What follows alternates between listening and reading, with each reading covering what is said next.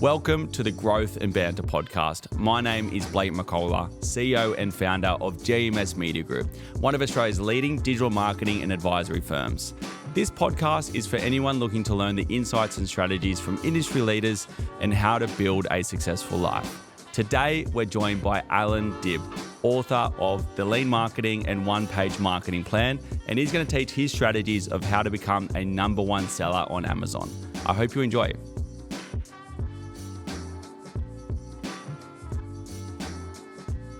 Welcome, Alan. Hey, pleasure to be on. How are you? Good, mate. Good. We've been in lots of different marketing communities together. Yeah. We've also got probably a similar story when it comes to marketing. Yeah. But today is about your story, your books, and particularly the Lean Marketing and the One-Page Marketing Plan. Yeah.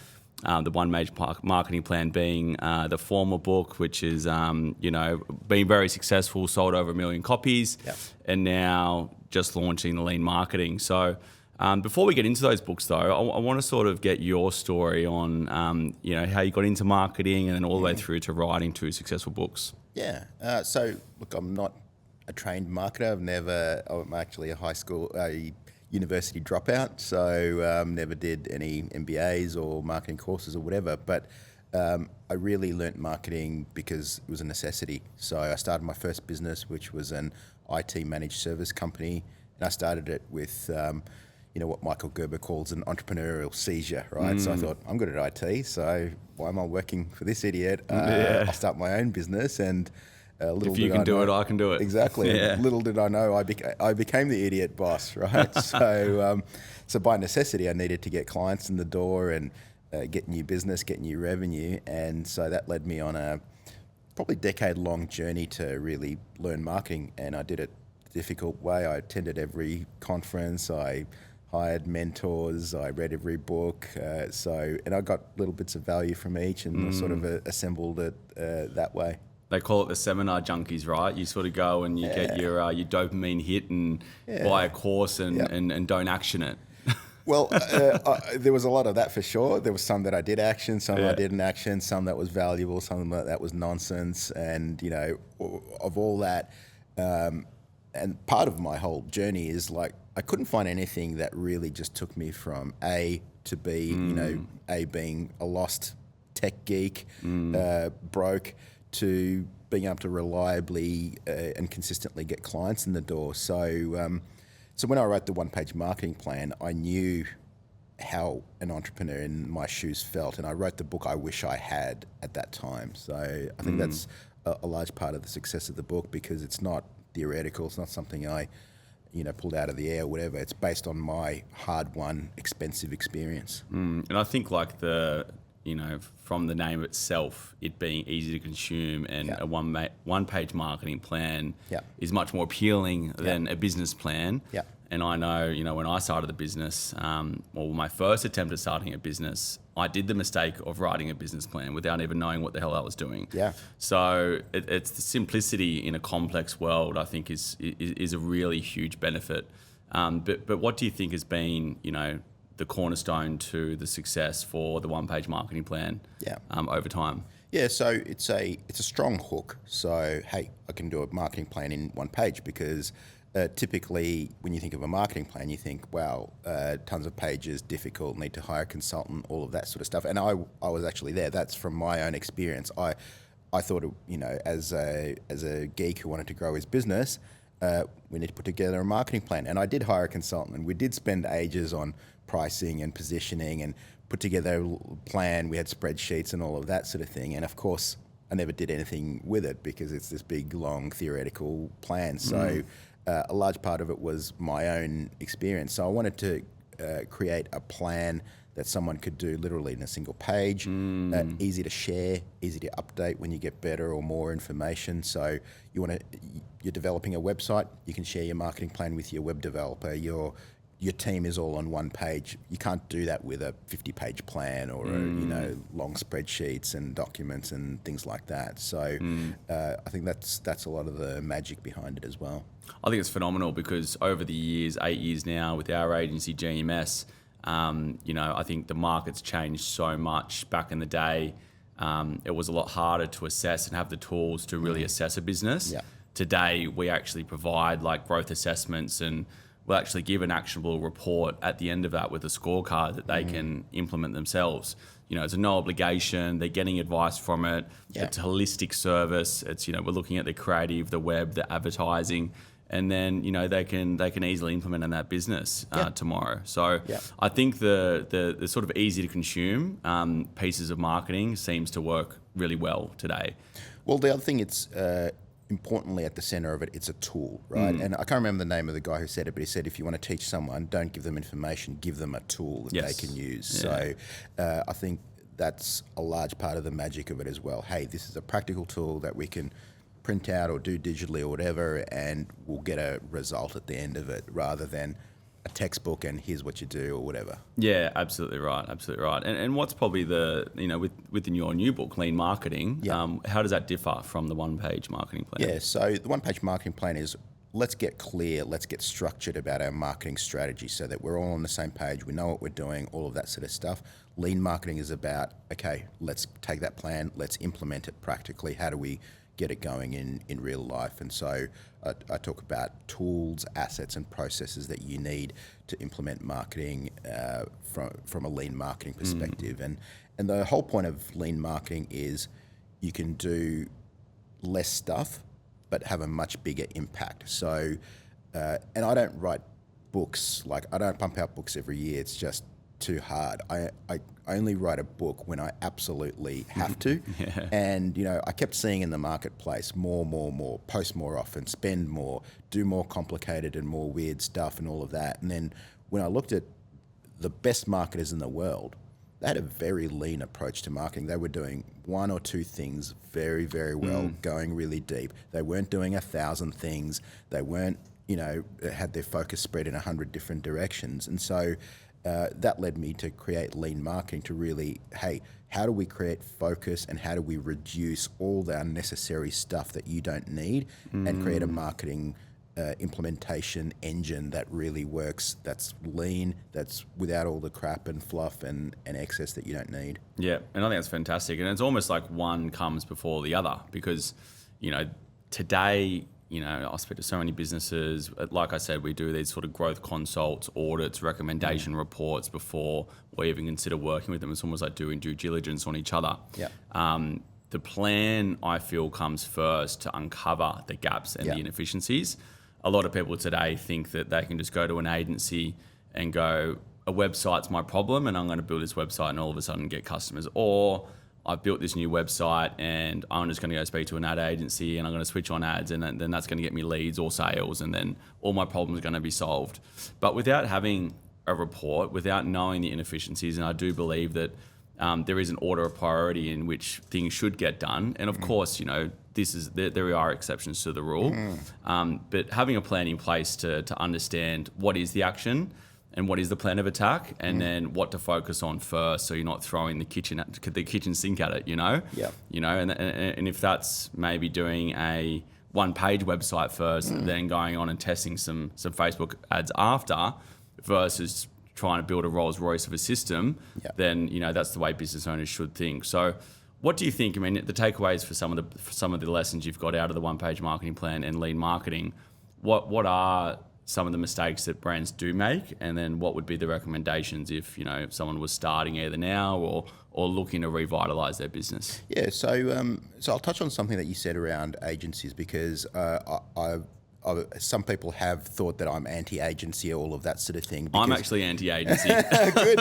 Our copy is all like, we are the anti-ad agency guys, because we do way more consulting than we actually do ads. Nice. Like 10 years ago, but it's just the game's changed. The game has changed, and I say the game of the generalist marketing agency is over, where, hey, we do everything for everyone and all of that sort of stuff. But as an agency owner, your dream client is someone that's very clear on their target market, very clear on their messaging, they've got an offer that converts, they do lead nurturing, all of that, and then they hand that off to you and say, all right, great, help me with my ads, or help me with my Google ads or Meta ads, or whatever it is. And the worst clients that you can possibly get are people who, like, here, just save me. Like, we don't know anything. We don't know our clients. Sorry, true. our market is everyone, right? So, and so we work with a lot of agencies to put some of these tools in place because then they're going to get a lot more of their dream clients. If your client comes and they're clear on their market, clear on their messaging, clear on the media that they want to use, all of that sort of stuff, that's going to be a dream client that you really love to work with. They're going to get a good result. You're going to be able to deliver a good result. Whereas the agencies that promise, hey, we're everything for everyone, it's just they're taking on Mission Impossible. And unfortunately, they don't have Tom Cruise on staff, so it's kind of a problem. Yeah, exactly right. And it's hard to scale. You know, if you're the business owner in an agency and you're the one doing the consultations and all the sales, very hard to delegate that out and build a sales team when you are trying to deliver a solution for everybody and every single solution out there as well. So what we found is sort of the winning formula to what works for us, and it might not work for everybody, is focus on that one specific vertical. For us, it's advertising, paid media, it's omni-channel. And then the supporting services around that, which shouldn't be neglected, that we have the ability to advise on, we work with strategic partners. So we've got 80 plus strategic partners that we'll loop in. So if we bring someone on and go, cool, your main objective is to grow the business, and advertising is a big part of that. But your website might need updating, your copy might need updating, you're going to need ongoing creatives.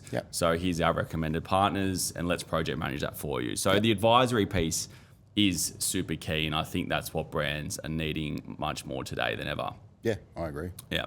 And with the lean marketing, how's that going for you? Because I know you've sold 1 million copies with the one-page marketing plan.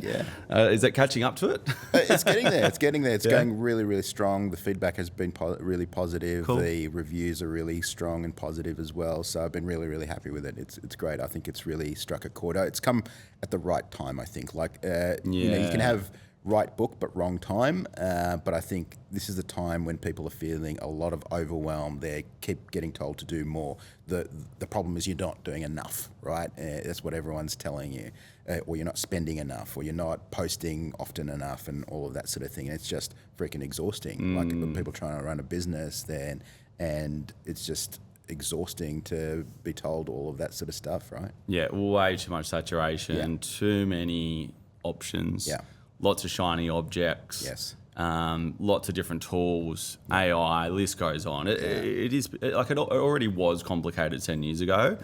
And I think it is always going to be complicated. It's just one of those things with technology. It's a gift and a curse. Totally. It allows us to be able to create businesses like digital marketing, but at the same time, it allows us also to get stuck in the trenches with the decisions to make, because there's just so much complexity out there. But I think it's a great. I'm looking forward to reading it. Firstly, haven't read it, so hopefully I can. And for viewers, this is what it looks like: lean marketing, and one-page marketing plan. There it is. So go out and buy it. And where would people buy it? Well, wherever good books are sold, as I usually say, but it's on Amazon. It's very strong on Audible. People love it on audio. So Audible, Amazon, wherever books are sold. And to become a #1 bestseller on Amazon, that's there's a lot of people out there, and I think like having a book as a personal brand authority is a really, really powerful tool. You see a lot of big, agency owners in multiple services having, themselves as the authority, but also leaning in on a book to showcase their knowledge. How does one go about, one, writing a book, and two, publishing it, and three, becoming a #1 seller on Amazon? So I'll cover writing. So I think for a good non-fiction, I mean, I don't know fiction books very well, but non-fiction books, I think you've got to have a very, very strong framework. When you have a look at all the best-selling non-fiction books, at the core, they have a very strong framework. Like, my friend Mike Michalowicz, who wrote Profit First, right? It's got the Profit First framework. Michael Gerber, he's got the E-Myth framework. Gino Wickman, he's got the Traction EOS framework. So that's a popular one.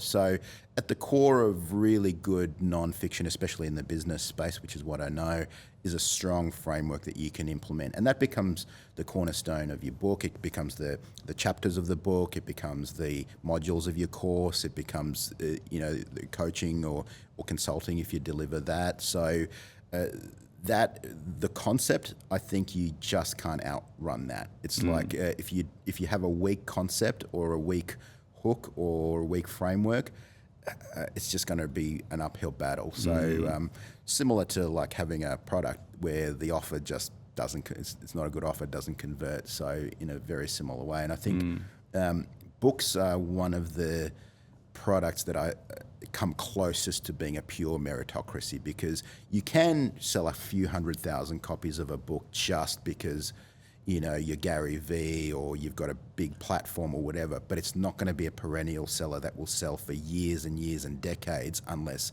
it's really truly good and people share it and love it and all of that sort of stuff. Yeah, I think with some of those like big celebrity or, you know, influential people, they can put their name to any product and it's going to do well, right? Yeah. Because they've already built that personal brand. Well, it'll do well initially. It'll have that big pop, and yes, they'll sell a few 100,000 copies or whatever, but then it'll come back down and it'll peter out. Whereas the perennial sellers, the ones that sell consistently over many, many years, they've got a very, very strong core framework at the center of it. Yeah, fair enough. And, you know, putting pen to paper and, you know, getting into that environment, having those creative juices flowing, is there a thing called writer's block?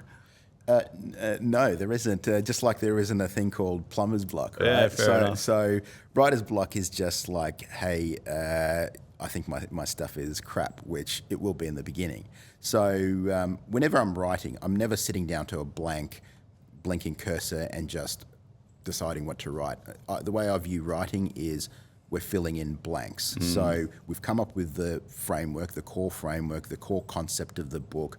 We've got outlines. We've got the things that we want to fill in. We know what chapters are going to go. We know how things are going to flow. And of course, during the editing process and writing process, you might move things around, but you've got a very strong idea of the framework. Yep. And then we're just filling in the blanks. So you're never writing, just sitting down and, all right, what do I creatively write now? So so a lot of it is front loaded, where you're working on the concept, on the framework, on the outline and getting that right. And then we're filling in the blanks. Maybe that's a third book, the 1-page book plan. Maybe. Because I had a lead gen book. I wouldn't call it a book per se. Alexi helped me with it back in the day.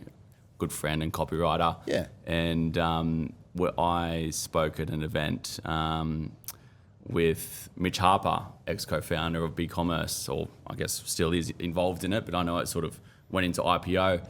And we did about it would have been an hour and a half, 2 hour presentation that was filmed, recorded. Then we sent that to get transcribed and then turned that into a marketing book. So there are other ways of sort of writing and publishing books from a marketing point of view. For sure. I mean, I probably wouldn't do it again in terms of if I was going to build a personal brand book. Yes. But from a lead gen exercise of, you know, promoting something online, more of like an ebook or, and I did get that printed. What's your advice around someone maybe not wanting to put pen to paper or not thinking that they are a good writer? Yeah, well, exactly as you say. So you need to kind of start with what's the actual goal of the book. If it's just a lead gen book, totally legitimate to get a copywriter or a ghostwriter, whatever, write it for you, put pen to paper, just quickly pump something out. And in reality, probably very few people will even crack it open, which is totally fine. It's just, that's right. It's just something that we're using as lead gen, no problem. But if it's going to be core to your personal brand, that's probably something that you want to do yourself. You can definitely get help with writing and editing, and, you know, good editors are worth their weight in gold. They'll be like, you know, this doesn't really make sense. Maybe shift this to there or whatever. So there's different types of editing. There's developmental editing, there's copy editing, there's line editing and all of that sort of thing. So you can definitely get a lot of help with writing. And really the best writing is very conversational. Like it's not academic writing. Like there are books that have awesome concepts and very, very strong frameworks, but the writing is just so hard to get through. It's just academic. It's kind of the professional sounding, using long sentences and things like that, and they're just a chore to get through. But yeah, I know the ones you mean. They're difficult. It almost turns you off reading, you know? It does. But just the strength of the concept potentially gets you through. But rather than putting your readers through all of this pain, if you just write the way that you speak, and everyone can have a conversation for an hour with someone, you know, and convey a concept or whatever else. So write how you speak. I think that's one of the best hacks to good writing. And build that, yeah. So it's the same as, how you should be doing any marketing in that instance, right? Telling a great story is going to connect, and being authentic within the book. And probably a reason why I like autobiography so much, because it's literally the insight in someone's story, and that is unique, not very easy to replicate someone else's story. Yeah, and that's a large part of both of my books. I weave a lot of my own story into a lot of extent they're autobiographical, right? So they could have easily been textbooks, which would be just boring to tears. Yeah. But I was very deliberate. I wanted to weave story. I wanted narrative, because I know the more interesting I make it, the more likely someone is going to read through it. That's same as if you're running ads. The best ads are actually just interesting content. Exactly right. Yeah, like it's a transaction. You have to be giving at least some bits of valuable information for them to build that trust. And I think, for me, aside from having, a sort of a book that I've put pen to paper, aside from that little lead gen marketing book, which was many years ago, the information in it now would be redundant. Yep. Obviously podcasts are an amazing way to showcase personal building, but a lot of our ads are story-based. And before we even bring a brand on, like I said, it's all about giving value first. And it's that trust-based selling, I think, is the most important thing you can do in a service-based business, because there is less trust today. There's saturation, there's competition, there's scamming. In Australia being one of the richest per capita countries in the world, we are getting targeted as a nation with a lot of telemarketing and scamming going on. So the trust, not only from an industry point of view, but also just generally online, is diminishing. So what do you feel some of the biggest pain points are with customers today, and particularly with everything that's going on in the digital world in 2024? So in lean marketing, the book is 9 principles of lean marketing. The very first one covers exactly what you said. So, the volume has been turned right up. People are making bigger and bigger claims. There's, advertising that feels kind of scammy or cheesy, crazy promises, all of that sort of thing. So I liken that to pollution, and economists call pollution and negative externality. So if there's a factory spewing smoke into the community, that's harming the community or suffocating them. Exactly.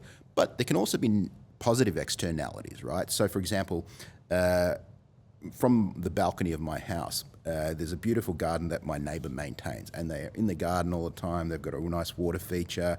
They spend heaps of time weeding it and all of that. Now, it didn't cost me anything to do that. So that's a positive externality that, I enjoy that beautiful garden. And I think that's really the first cornerstone and lean marketing.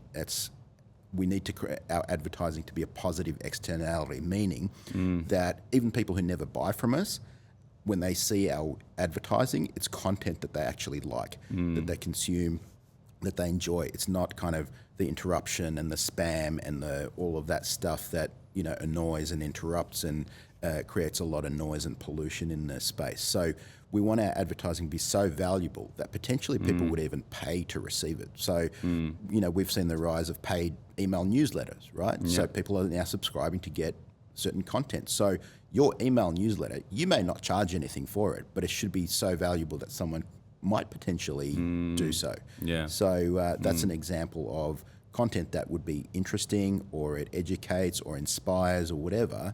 And maybe you don't sell to the vast majority of people who see it, but you only need to sell to a small percentage, and you're going to do really, really well out of it.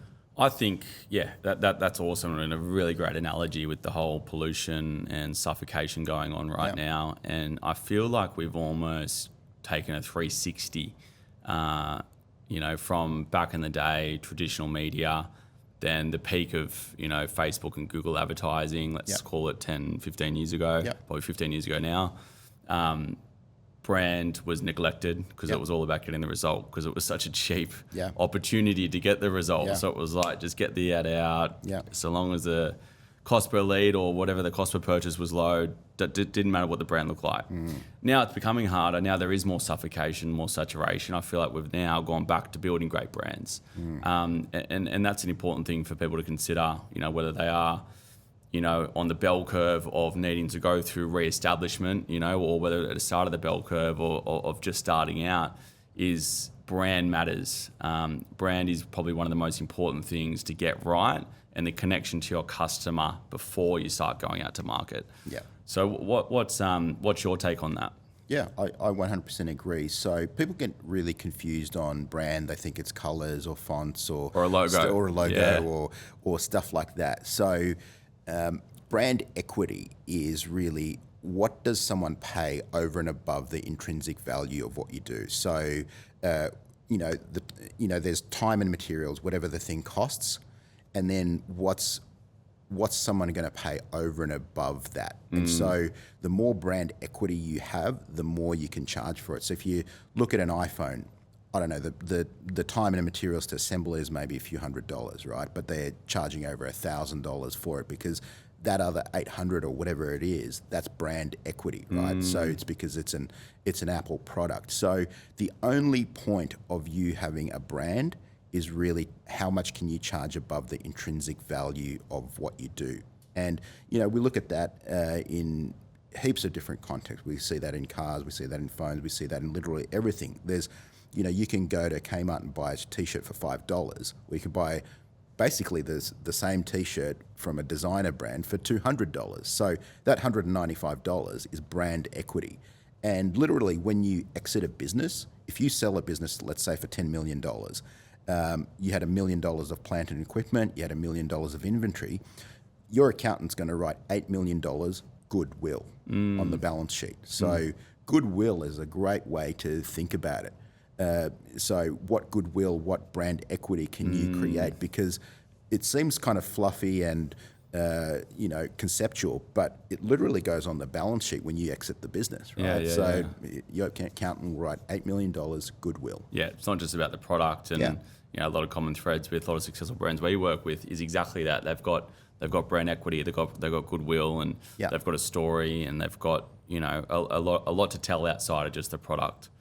And the other thing is now with AI, now with machine learning, now with robotics and everything like that, the value of what you do is getting lower and lower, of the intrinsic thing that you do. So, accounting services all start looking the same. Legal services start looking all the same. So manufacturing of whatever you manufacture or whatever else. So really it's the brand equity that someone's actually going to pay for. Yeah, and I think you hit the nail on the head there, and that's exactly the shift that we're doing as an agency. It was sort of about the brand. Now it's more about the brand equity, and we're building another agency which will be a JV, so we don't have to then expand the different services. We can rely on other departments to do that. So technically we can become even though it's sort of going against the sort of rule of what we just spoke about before, staying in your own lane, that's exactly what we'll be doing, but with other partners in the same office,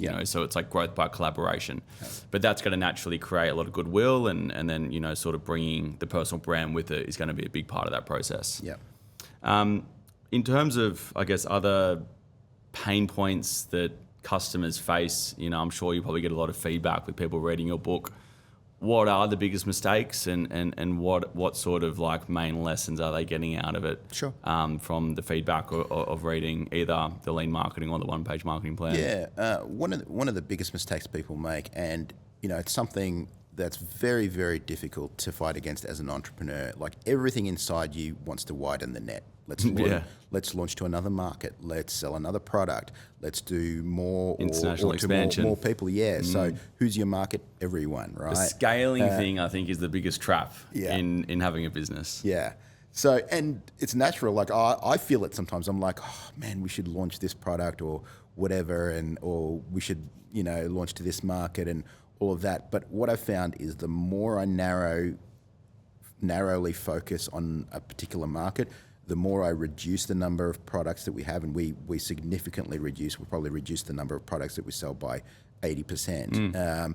The better we do, because you're laser focused. And if you think of units of energy, so if you've got 10 units of energy and they're scattered 10 different ways, you're going to make 1 unit of progress in each direction. Whereas if you've got 10 units of energy all focused in one direction, you're going to make 10 units of progress. So it makes a massive difference. So one of the discussions we always have with entrepreneurs is, around being very, very specific around target market. And it's more than just, hey, we do dentists or lawyers or a particular vertical. It's going multidimensional, meaning what are the trends going on in that industry?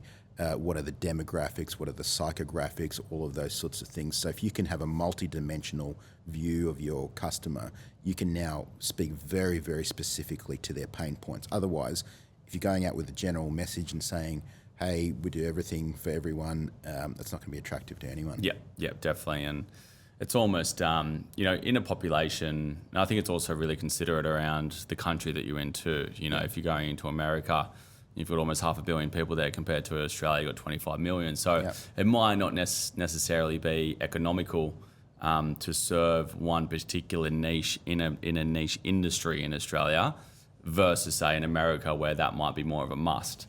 But yeah, proving the product or service first before starting to go out and do the international expansion is probably a key thing. I spoke at a Meta event a couple of weeks ago, and that was one of the topics. What are the steps to take for brands to expand internationally?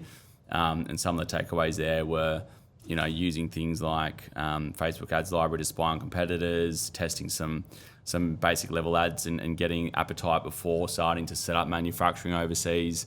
And just generally going over there and sort of speaking to other businesses that have already done in that market, because there are a lot of businesses that do sort of jump the gun, whether that is diversifying too much or going into a market without doing enough due diligence. Yeah, or without being specific around their target market. And then if you have a look at your own Google search history or your own Google behavior or whatever, you're going to see that it's very specific. You're probably not typing in car into Google, right? You're typing in, Porsche Cayenne with 7 seats in San Francisco or whatever. Or, so you're looking for very, very specific stuff. You're not just typing in doctor, you're typing in knee specialist in Mornington or whatever, right? So all of your audience are typing specific stuff into a search engine, and whatever that morphs into. Currently it's Google. Who knows, down the track it may be Search GPT or Perplexity or who knows what, right? But I think search will always be around, and someone's going to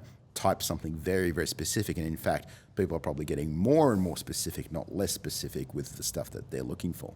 Totally, yeah. And there's a lot changing. Psychology, I feel, doesn't change as much. Yeah. At the end of the day, the best brands who win the market are those who can understand human psychology of tapping into emotions and providing a solution to their problem, and communicating in that way. I think the technicality has definitely changed, and the mechanics around how we actually reach our customers, again, going from traditional to digital. But yeah, I think so long as you can understand the human psychology, the mechanics don't matter as much. There's plenty of people that can help you do that. So I think in terms of the platforms and the mediums, and I sort of consider it, at least from a deployment point of view, whether that is organic or paid, 3 main families: social media being one, search engines being another, and then display being, or programmatic being sort of a third one. And that's more on a digital level. Of course, you got your traditional mediums too. But where would you say, most brands should be sort of putting their focus, attention, and budgets into? Yeah, so I was speaking at a conference of agency owners a few months ago in the US, and I said to them, in the age of AI and machine learning, the technical trickery that you do, they're all SEO people, PPC people, all of that sort of stuff. Do you think the value of your technical trickery is going up or down? And you could hear a pin drop, well, obviously it's going to go down. It's become easier to do all of that stuff. It's become frictionless, 100%. and it's going to become more. So, back in the day, we had to do all of these weird backlink tricks and keyword stuffing and all of that sort of stuff. Manipulating the algorithm, splitting out all the ads. Exactly. Yeah. Now Google knows what we meant, right? Did you mean this or whatever? And also we see this on social, right? So we're not even bothering following people anymore. It's just showing up. It knows what you like based on your behavior. It shows up on your For You page. So the algorithm is trained to know what you like. You don't have to overtly even signal anything. It's just based on your scrolling behavior, and it's scarily accurate. It's like stuff comes up, and I'm like, yeah, that's interesting. That's interesting, and there's armies of PhDs designed to keep you on app longer and longer. So all of this technical trickery that we used to use to help us get on the front page, to get on the social media feed, to do all of that, that's becoming kind of democratized. It's kind of going away in the background. AI and machine learning is doing most of that. So then what gets left over? The stuff that gets left over is the fundamental stuff. So the right target market, the right message, the right offer, the storytelling component, the brand equity. So as an agency owner or as a business owner, that's the stuff that's actually going to matter going forward. Because previously, like if you were a clever tech geek and you knew how to stuff keywords and do backlinks and all of that, you could win based on that. You could get on the front page. But now the machine learning, the algorithms are getting so good that first of all, they're weeding out the gaming of the algorithms, but they're also now knowing what the consumer actually wants based on behavior. At that SMB summit at Meta, the one I sort of was a panelist on, one of the other brand panelists mentioned that a good sort of way to look at it now is that content's become the new targeting. Machine learning, Performance Max and Advantage Plus is literally, like I said, it's replacing the need to have to do heavy manipulation of ad platforms, irrespective of whether it's social or search. So content's now the new targeting, which leads into brand as well. Totally. And I think if you're not spending enough time on building great content and diversifying that content and, replenishing that all the time, it doesn't matter what you're doing from a targeting point of view, it's just not going to work. Yeah. With, I guess with AI creeping in and, new technology that's going to make some admin redundant, but at the same time also present lots of opportunities with saving time, therefore, to build, or to at least focus on things that you should be focusing on a business. What sort of AI tools or stuff are you doing within your business, or would you recommend? Yeah. So I have a chapter on AI in lean marketing, and I talk about it as a tool that's going to give us a lot of leverage. So it's going to reduce the amount of labour. I record a podcast as well.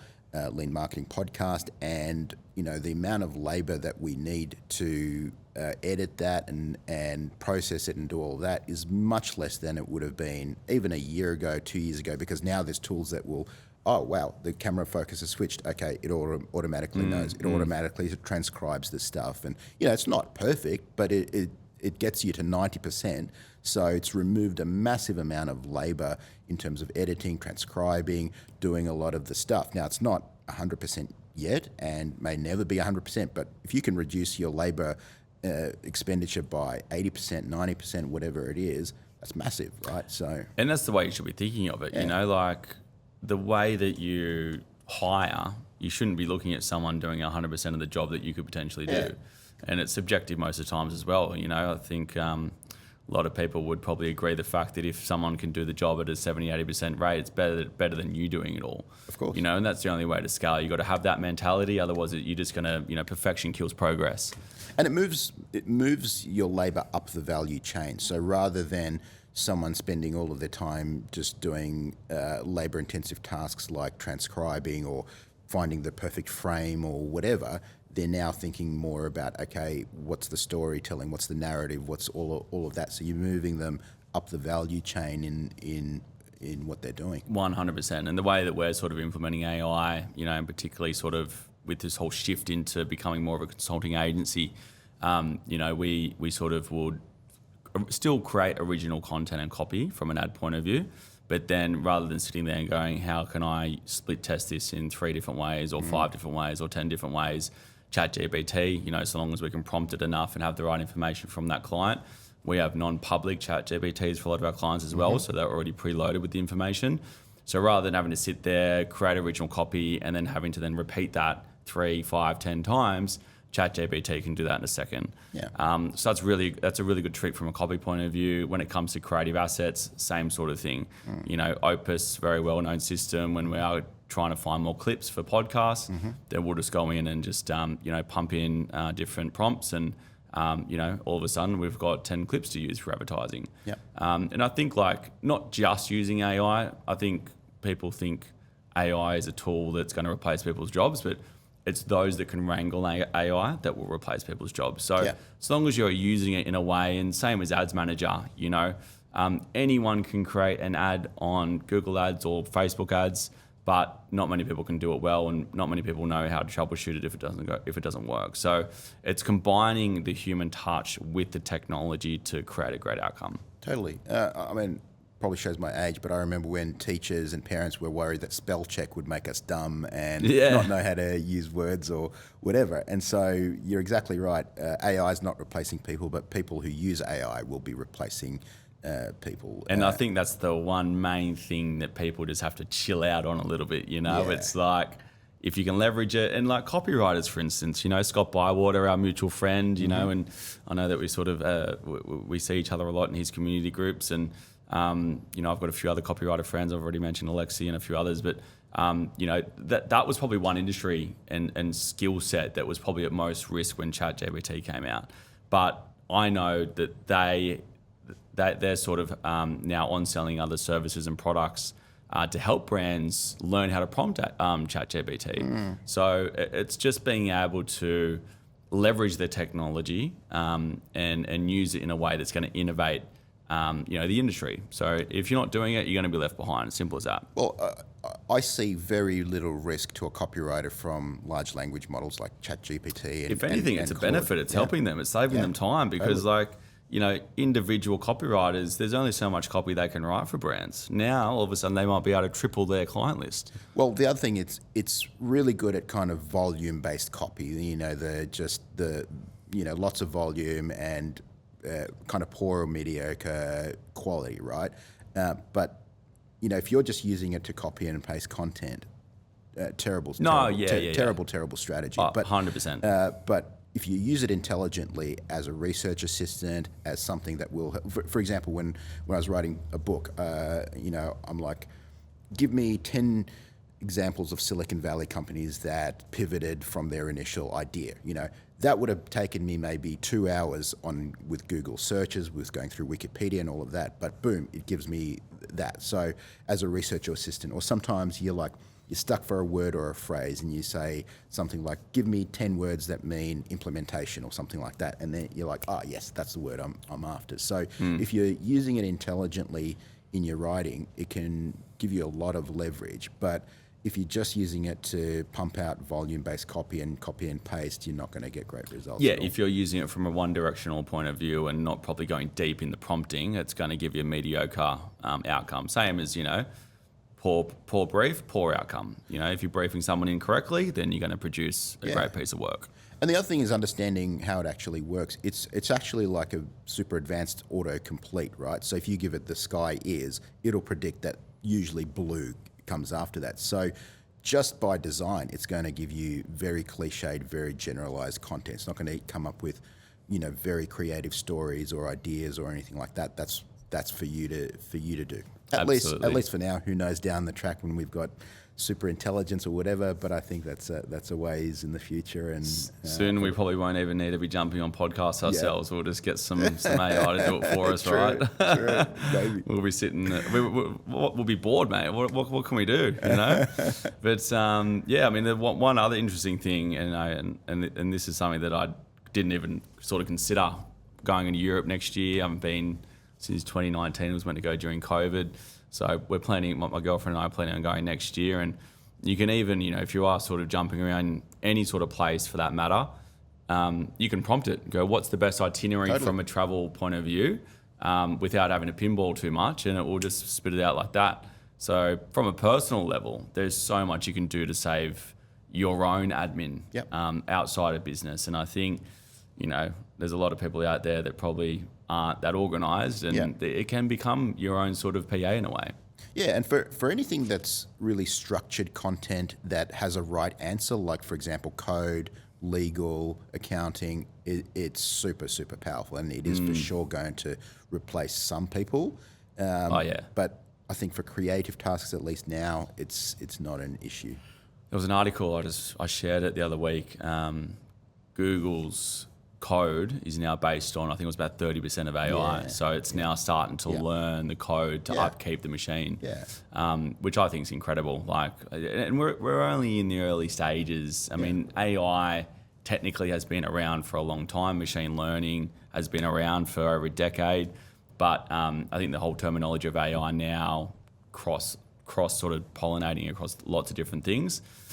Scary to think it's what's going to happen in the next 10 to 20 years, particularly with online jobs like digital marketing. It's going to be interesting. And again, with coding, you're going to move up the value chain. I mean, the great coders were ones who knew how to code, who knew all the technical trickery, who knew how to run things in memory and all of this sort of stuff. Now the coding is going to be in plain language, natural language. So you're going to move up the value chain and think about, okay, market features, what do we need to integrate with and all of that sort of stuff.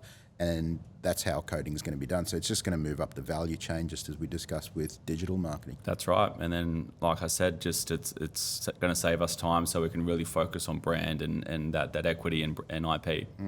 If you were to start a business tomorrow, now knowing what you know and the technology out there, what would it be?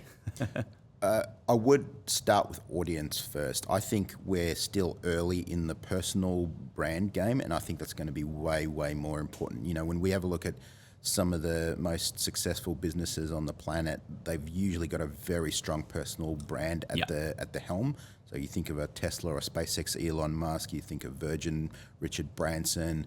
Apple is probably Steve Jobs, right? So, and to some extent Tim Cook, but having that front person at the front of the business with strong opinions, with personality, with all of that sort of thing. So whatever business I would start in the future, I would start first with personal brand and building the audience, because once you've got the audience, you know, as we've seen Mr. Beast launch whatever burgers and chocolate bars or whatever. He could launch literally anything, right? Because the thing is a commodity. And as we talked about before, what people are actually paying for is the brand, right? The brand equity. So you build the audience and you work on the product second, I think. So that's where we're going to go. And I think, like I said, I think we're early in the personal brand game. There are a few strong personal brands, but I think there's a lot of businesses that are hiding just behind a corporate entity and a corporate logo. And I think they're going to suffer. And the businesses that show up with an opinion, that are not afraid to be polarizing, that are not afraid to have personality and have that person at the helm or the face of the business, I think they're going to thrive. So I would be starting with, how do we build an audience? How do we build a tribe? And then figure out what's the thing that they want, or what's the thing that we're going to sell them. It's like the Paul brothers. Look at what they've accomplished just from building that audience and their personal brand. You know, they've gone cross-facet industries. Couldn't even list the amount of products they have now between Prime, their boxing. You know, they've teamed up with Mr. Beast as well. You know, and they were just YouTube, personalities. So audience 100% wins, and I think that's one thing that's forcing the market's almost forcing people to become more personalities. You know, and I think there's a lot of fear. I think also a lot of people don't know how to communicate as well. So it does make it difficult for, say, the owner of a business, if they are building something, or even an existing business that might be handed down from a family, to get out there, because it is a sense of vulnerability. I think people are a little bit afraid of what to put out. For sure. I've discussed this with multiple guests about the importance and the power of personal brand. Everyone agrees that it is the number one most important thing you can do, particularly when you are starting out. And I think for anyone listening out there that, you know, is considering it, but sort of still on the fence, it doesn't matter. Like, people don't really give a fuck if you're going to post a bit of bad content, so long as you are iterating and continuing to refine and just continuing to stick at it, because you'll improve over time. And some of the content I've looked at when I first launched, it's just literally reading off a teleprompter and I look like a robot, you know. But if you're not going to start, it's, you know, what sort of measured grows, and practice makes perfect. And, you know, at the end of the day, as long as you are providing value, people are going to resonate with that much more than some blog that you've copied from another brand. Yeah, and 100% you're going to suck in the beginning. But the good news is that you probably don't have a very big audience. So yeah, that's right. Yeah. So not many people are going to see you suck, but as you get better, That's your true. audience will grow. So As long as you're buying followers, but definitely don't do that. yes. So the mechanism's inbuilt. It's great. That's I mean, so true. how better would you design it? Yeah, that's so true. Yeah, sometimes when I do consult brands and they're just so concerned about what to post, I'm like, you literally have 100 followers, probably 80% of which are not going to even look at it. Also, what I found is they're most usually concerned about their peers, not their customers. They're worried, what are my peers going to think of me, my industry, all of that sort of thing, especially more conservative industries. Yeah, and like at the end of the day, look, even if you do have no followers and you're either a successful business or a starting out business, it's still important to be on there because people do research. Again, with the amount of distrust, privacy issues, everything that's going on in the world right now from a digital point of view, touch points is what creates a sale and will speed up the sale. Yeah. So if you've got a healthy social media presence, if you've got personal branding, if your website's, doing its job, it's painting the picture of what we do from a specific point of view, and you're not, saying that you do everything to nobody. You got some good Google reviews, and your Google My Business is set up. You're easy to search online. Then that's going to build the credibility and therefore aid in the sale, irrespective of whether you're a service business or a product business. Totally. What sort of industries do you think get the most information, or do you have any sort of metrics around industries that read your books, or is it mixed? It is mixed, but they tend to be, I guess, in quote marks, normal industries. So groups of medical, chiropractic, construction, legal, all of those types of businesses. They tend to be less kind of the Silicon Valley digital marketing businesses or whatever, although we do have some of those, but they tend to be people who are really good technicians at what they're doing. Often they may be multi-generational businesses, and the business owner maybe is a boomer, is looking to retire. His kids don't really want to be manufacturing screws. They become lawyers, or become psychologists or whatever.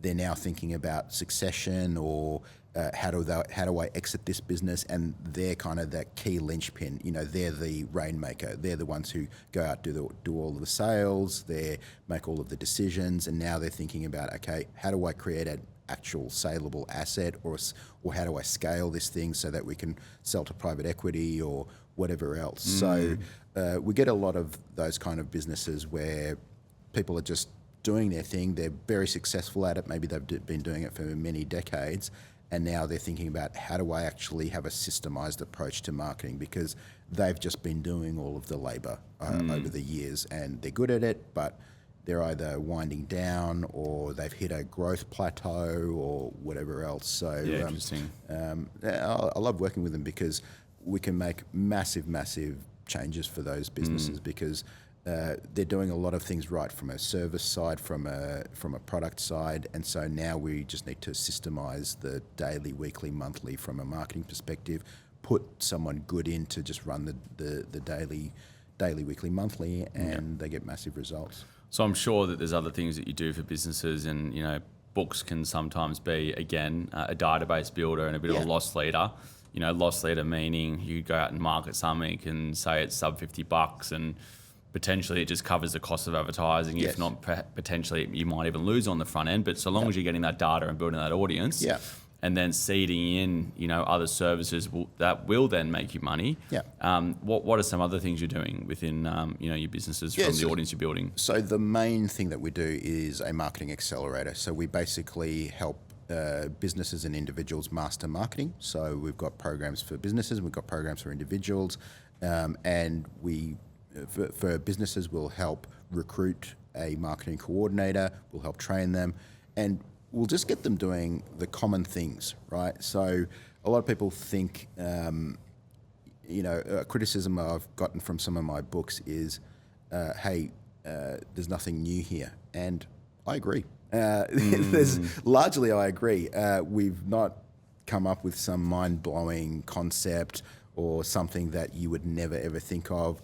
What we're saying is to do just common stuff like, it's a good idea to collect email addresses on your website. It's a good idea to nurture leads. It's a good idea to have content that entertains, inspires, educates. And most people would agree with all of that stuff, but common sense is not common practice. So we basically help implement that common sense.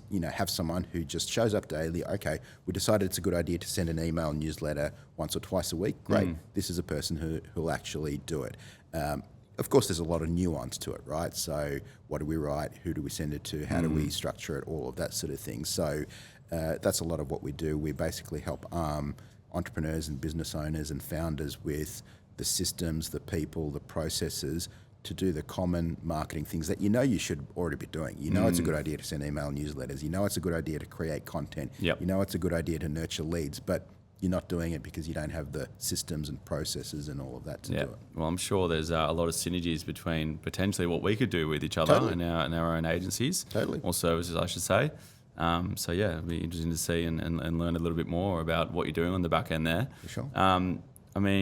Some sort of tips I'd like to ask, and again, it being difficult right now with what's going on in an economy from cash flow issues, Trump being elected, not that we're going to get into politics at all, but what are some tips and things that brands should look out for in 2025? Yeah, well, there's things you can't control, and so we'll call that the wind. We can't control the wind, which way it might be a favourable wind and it's behind us, or it may be an unfavourable wind that's against us. So either way, we can't control that. But what we can control is the set of the sail, right? So, and what we do, we set our sail, and especially in harder times, a lot of people are cutting marketing budget, right? Which is a big opportunity, right? Advertising rates come down, you get a lot more cut through. So I would double down at a time when people are in fear or distracted with other nonsense and all of that sort of stuff, and just focus on who are we serving, really be very, very clear around your target market, build that audience, build that personal brand, tell your story, build all of that out, and don't worry about the rest. That's the wind that blows, and maybe it'll be favourable or maybe unfavourable. Either way, set your sail. 100%, yeah, and I agree with you. And this is what I've been telling a lot of brands that we work with is, where Q4 is typically quite an expensive period to advertise because everyone's going for the sale period. Black Friday, Cyber Monday coming up. Post that, CPMs and cost starts going down because Christmas holidays. As an Australian sort of region, a lot of people stop spending. But I think you should be doubling down, setting yourself up for campaigns to seed in your product or service into 2025 or the new year is the one most important thing that I think a lot of brands miss out on. They don't plan enough. A lot of people are planning right now for the sale period, but continuing to plan for Christmas all the way through to New Year, and seeding in. So then when you do start January, you're not going, holy shit, what do I do? Then all of a sudden it's February, and then people are starting to kick back into gear and it's mayhem already. So the preparation, I think, over that sort of holiday season is the most important thing to make sure that you are capturing the cost, the cheap cost of advertising and marketing over the break. Well, and having your marketing calendar preloaded so okay, here's what we're doing in February, maybe it's Valentine's Day or whatever, Easter or whatever else. So you're clear around what you're going to do, what you've got preloaded, what you've got coming up for the whole year. And hopefully you've got it reasonably systemized, or if you don't, you probably should. That's an opportunity there for you to do so. Yep. Plan to set yourself up for success, 100%. Yeah, I think like having a schedule, most people don't have it. They're sort of working either day to day or week to week. So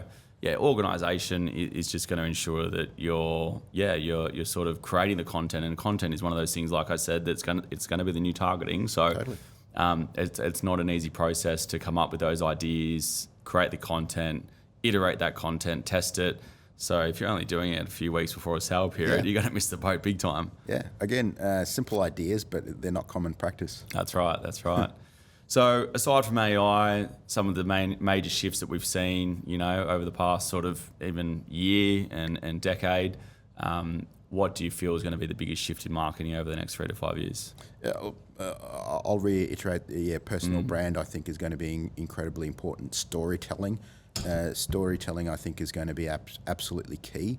That's something, how do you tell the story of what you're doing, who you're doing it for, how you deliver what you do. I think a lot less focus on the mechanics and the technical stuff. So really getting back to, and I love it is because it's made the one-page marketing plan much more relevant, because we start with, what is your target market? Let's go really deep into that. What's your messaging? So a huge lever that we have with the clients that we work with is working on their messaging. And sometimes we don't need to change anything else. They've got great product, great service. They know who their target market is, but their messaging is just falling flat, or it's boring, or it's not cutting through the noise, whatever it is. So really spending some time on your messaging. And there's a few different ways to do it, but your sales department, the objections that you get, can provide valuable data, but also your help desk. Your people are usually answering the same sort of questions, the same sort of issues are coming up, the same sort of problems and things like that. So, I tell most CEOs you should spend one day every month, or at least every quarter, just working in your help desk and working inside your sales team, and you will be shocked by the stuff that you discover that you thought was fixed, or that you thought, your sales team was selling it one way, but they're actually selling it a different way. The questions that come up that you think are obvious questions or whatever.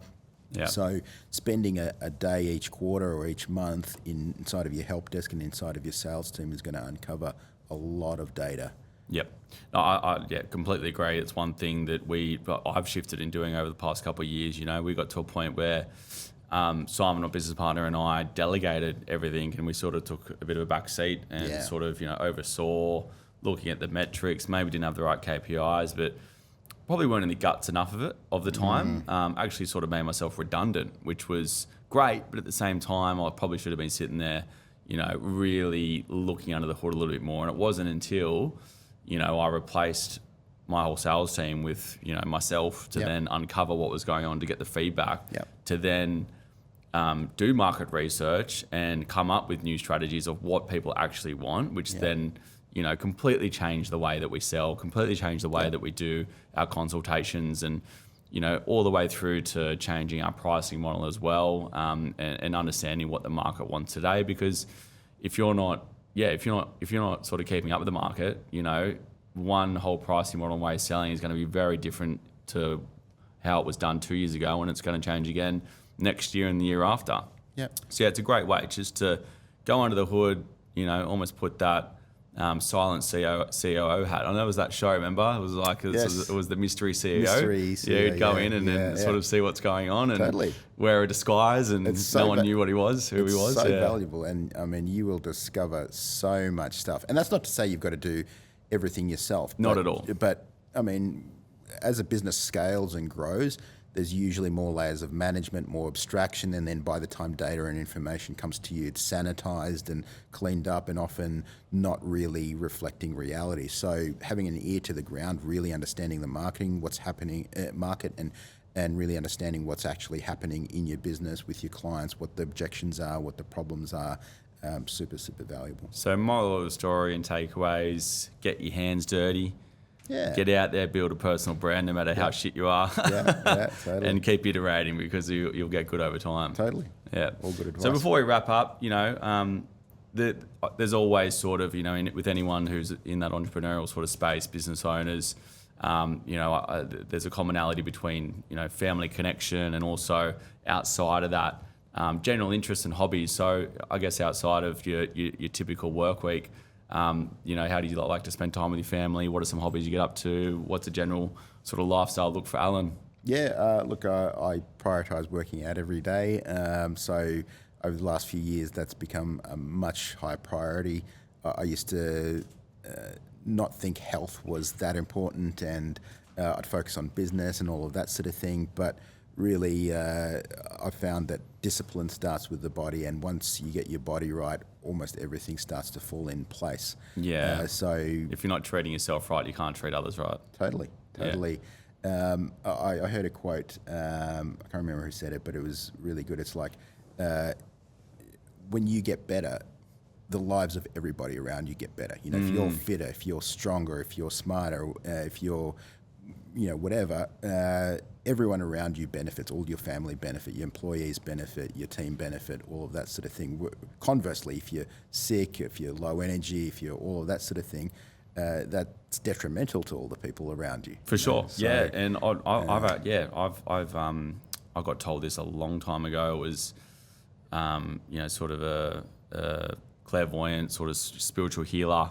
And he said to me, he goes, if your body's off and your connection between your mind and your body is not synergized, you shouldn't be around an environment where you have to make a big decision. Yeah. If anything, you're probably better off taking time away from your team to get better before you start making big decisions, because you can make some really poor decisions if you're not feeling right, or if you're sick, or if you're not treating your body right. So I'm a big believer in being healthy, because if you got to put yourself first. And I always never understood the analogy of if the plane goes down and the oxygen tank, you got to put the oxygen on yourself first before you help someone else. Totally. And that's the same way you should be looking at business and life, for sure. Yeah. Last question: if you could be, if you jump in a time machine and look back and give yourself any advice with your 18-year-old self, what would you say? I would say, look, dude, chill out. Life's rigged in your favour, right? So don't stress so much. I mean, I think I spent a lot of my 20s just stressed out, working like crazy, all of that sort of thing. Yeah. And it definitely had its benefits, and I did well out of it or whatever. But I spent too much time anxious about the future. So I would be like, just chill out, dude. Like, life's rigged in your favour. It's all going to work out. And it kind of annoys my wife now, when she'll come with a problem and I'm like, it'll work out. Like, life's rigged in our favour. Trust the process. Yeah. Unfortunately, us entrepreneurs live in this whole planning for the future and not living in the present too much. But that's great advice. Yeah, just chill out and take a back seat and trust the process. Yeah. That's it. Well, mate, thanks for coming on. It's been a pleasure chatting. Congratulations on the second book. Looking forward to reading it, and looking forward to all the success that is lined up for you for the next 5 to 10 years, and looking forward to chatting again. Oh, thanks so much. Cheers, Alan.